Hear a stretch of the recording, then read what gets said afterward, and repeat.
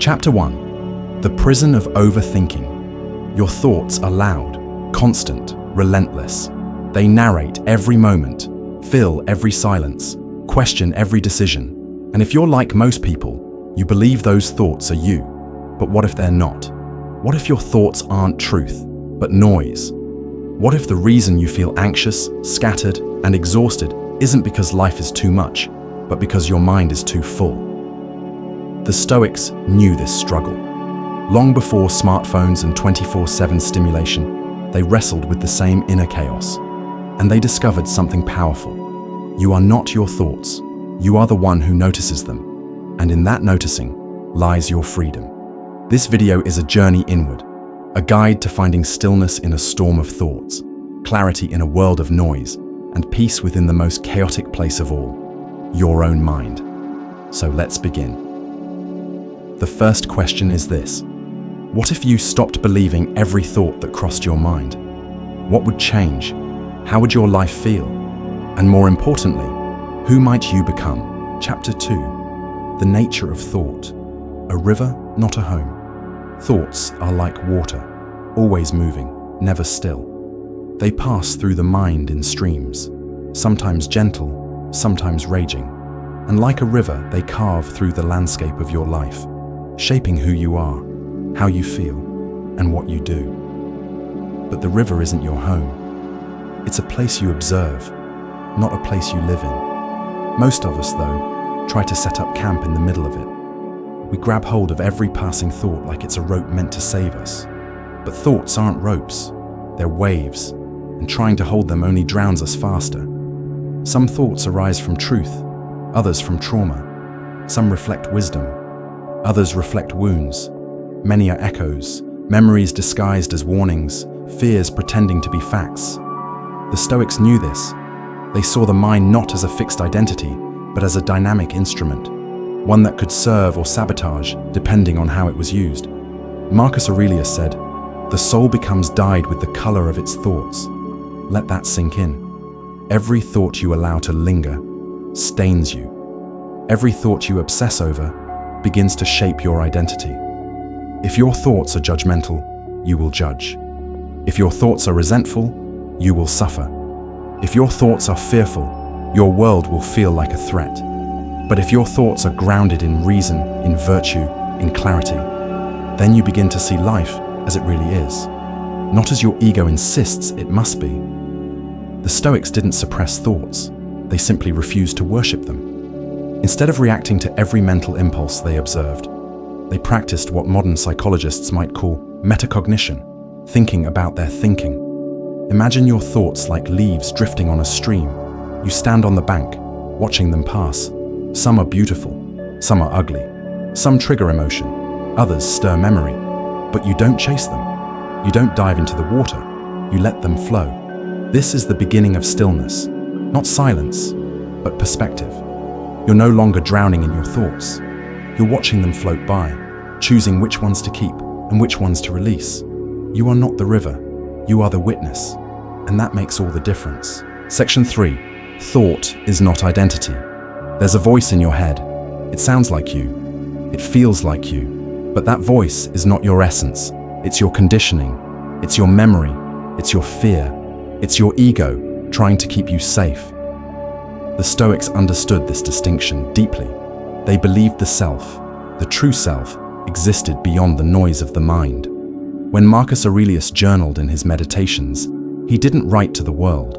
He wrote to that deeper part of himself, the silent observer beneath the storm of thought. That's who you really are, the one who watches, the one who chooses, the one who can pause, breathe, and ask, is this thought useful? Is it true? Too often, we confuse identity with mental activity. We say, I'm anxious, I'm broken, I'm not good enough. But you're not anxiety. You're not your past. You're not the worst thing you've ever thought about yourself. You are the one who hears those thoughts. And in hearing them, you get to decide, do I accept this as truth or let it pass as noise? The Stoics knew that virtue, not thought, defined the person. They said, you are what you repeatedly do, not what you feel, not what you fear, Not what you think in the darkness when you're tired and your mind is loud. You are what you choose in those moments. Every time you act with discipline, with kindness, with courage, you remind yourself, this is who I am. Thoughts will come. They will lie. They will beg for attention. They will demand that you believe them. But you don't have to. You are not your insecurities. You are not your cravings. You are not the mental loop of worst-case scenarios that plays in the middle of the night. You are the still point within. You are the calm presence that observes the chaos. You are the one who responds, instead of reacting. Let your thoughts speak, but don't let them rule. Let them visit, but don't let them stay. Because you are not your thoughts. You are the awareness that holds them. And that awareness, that quiet strength, is who you've been all along. Chapter 4. Cultivating Inner Stillness. Stillness isn't silence. It isn't the absence of thought. It isn't empty. Stillness is presence. It is depth. It is a space within you that remains unmoved, despite the movement of everything around you. It's the eye of the hurricane, the quiet beneath the waves, the ground beneath the wind. The Stoics prized stillness, not as luxury, but as necessity. To think clearly, to live rightly, to act with wisdom, you need access to that inner stillness. But how do you find it in a world so loud, in a mind so active? It begins with intention. You can't wait for the world to get quiet. You must learn to create quiet within the world. Stillness starts with space. Space between thought and reaction. Space between stimulus and response. Space between emotion and expression. That space is your power. Epictetus said, "It's not things that disturb us, but our judgments about them."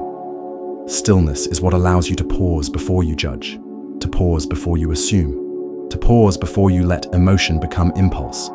That pause, however small, is where your freedom lives.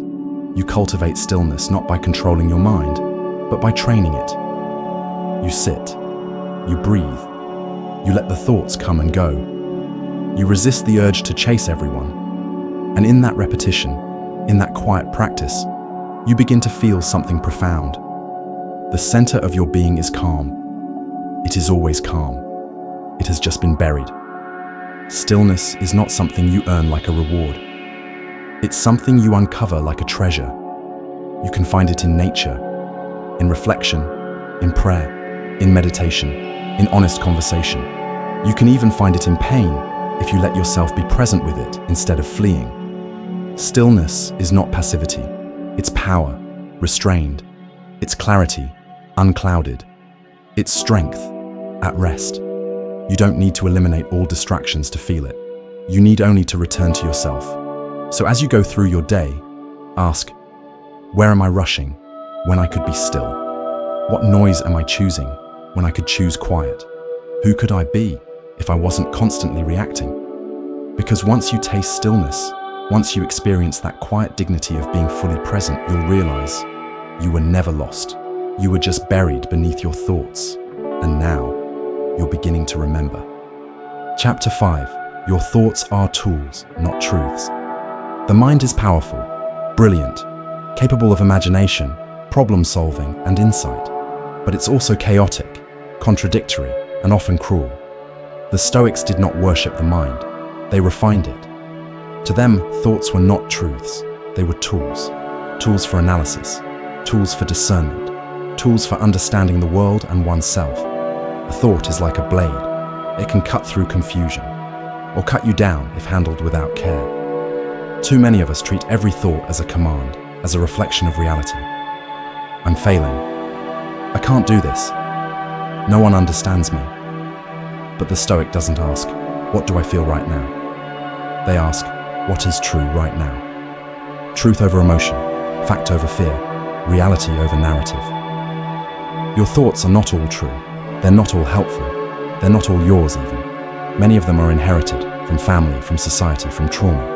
You must sort them. You must ask, is this thought rooted in reason or in fear? Does it lead me toward virtue or away from it? Is this something under my control or something I need to release? Seneca wrote, we suffer more in imagination than in reality. The modern world only amplifies this. We carry an entire digital universe in our pockets, bombarding us with other people's opinions, lives, tragedies, and judgments. If we don't train the mind to be a tool, we become its tool. Thoughts will always arise, but your job isn't to stop them, it's to evaluate them, to use them with precision. A skilled Stoic doesn't try to have only positive thoughts.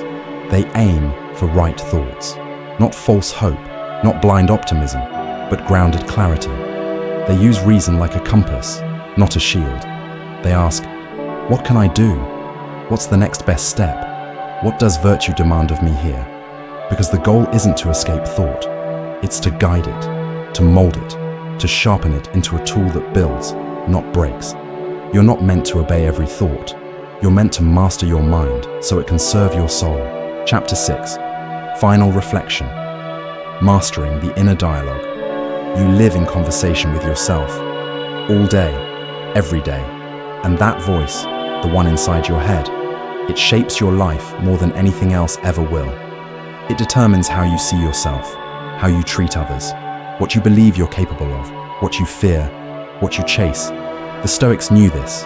That's why they trained the voice, not to be perfect, but to be clear. They didn't aim to erase thought, but to elevate it, to make the inner dialogue a source of strength instead of sabotage. You must become your own philosopher, your own teacher, your own guide.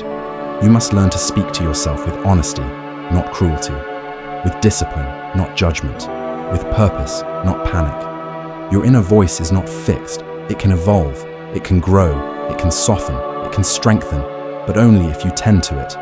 So ask yourself, is the way I speak to myself making me stronger or more afraid? Would I say this to a friend I love? What does my soul need to hear right now to rise? You don't need more motivation. You need more mastery of the voice within. The world will always be noisy. Your mind may always generate thoughts, but within you is a place of stillness that no storm can touch, a center untouched by chaos, a voice that whispers, not with fear, but with truth.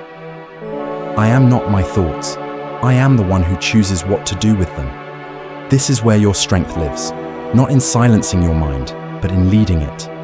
Not in having perfect thoughts, but in choosing a powerful response. Not in controlling the storm, but in becoming the calm within it. And in that calm, you will find not just yourself, but your freedom, your courage, your peace. This is Stoic stillness, not the absence of thought, but the rise of the thinker. And that thinker is you.